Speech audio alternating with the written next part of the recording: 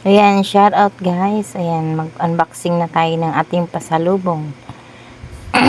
From Holyo Gisa family. Ayan, may pangalan po na Bisay ang plastic.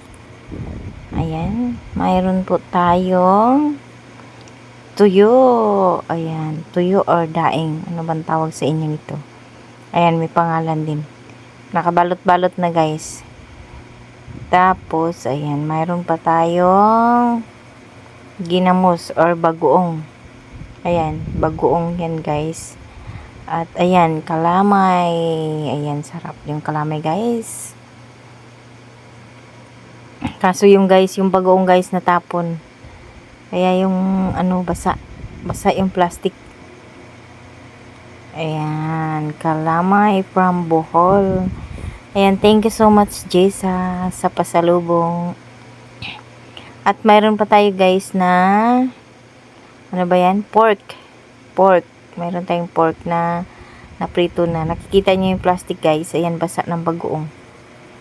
At mayroon tayong dress from Mami Tis. Ayan, kulay pink. Kulay pink guys. Ayan, naka-plastic. Mayroon na ring bagoong. Nabasa din ng bagoong. At mayroon tayong hand cream at lotion. Tapos, may toothbrush ya. Toothbrush, parang, ano ba tawag dun? Ayan, may sponge. Tsaka sabon. Ayan, galing kay Mami Tis po yan, guys. Ayan, thank you so much, Mami Tis. Ayan, guys, nakikita niyo basa ng bagoong. Ayan, naamoy-amoy ko yung bagoong dyan.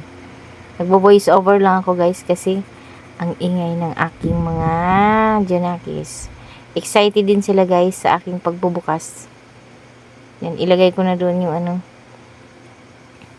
plastic. Yan guys, kung makikita niyo po yung ulo ng aking anak, ayan, nakikita niyo na nasa ilan ng lamesa. Ay, nasa baba ng lamesa. Pinunasan ko na po yan dyan yung kalamay dahil basang-basa po talaga siya ng bagoong guys. Ayan, bagoong guys. Sobrang natapon siya. Sayang yung kanyang sabaw guys. Natapon. Ang bango-bango ng pagbukas ko. Amoy bagoong. Amoy bagoong. Iba kasi yung bagoong sa probinsya guys. Yung galing sa probinsya. Kasi madalas talaga yung bagoong sa probinsya may laman. Hindi tulad po dito sa atin sa Maynila na sa and guys, yan po yung ating kalamay. Ayan. At pinunasan ko na siya guys, kaya malinis na. At ito po yung ating tuyo or daing. Ayan. Mayroon tayong, ayan, pusit, sapsap. Ano pa yung tawag sa iba dyan? Basta halo-halo. At ito yung bagoong guys. Ayan, natapon siya. Nakikita nyo. Nagkalat siya guys. At yan po yung pork. Yan, at tinikim-tikiman ko na nga yan dyan, guys. At ito po yung pork, guys. Ayan, nilagay ko po yan sa sa platito. Ayan, tikman natin. Masarap, guys. Yummy, yummy. Matigas lang siya, guys, kasi syempre, luto na siya, tapos na siya, nahanginan. Kaya kailangan lang nating init-initin. Initin lang natin, guys, at pwedeng-pwede na po. At yung kalamay, hindi ko pa pala nabuksan. Ayan yung bagong. Ang bango, guys. Mas mabango pa sa akin, char. Mas mabango pa yung bagong sa akin.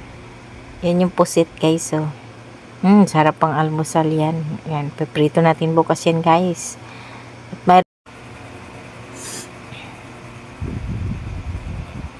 At yan po yung guys. So, yung lotion at hand cream.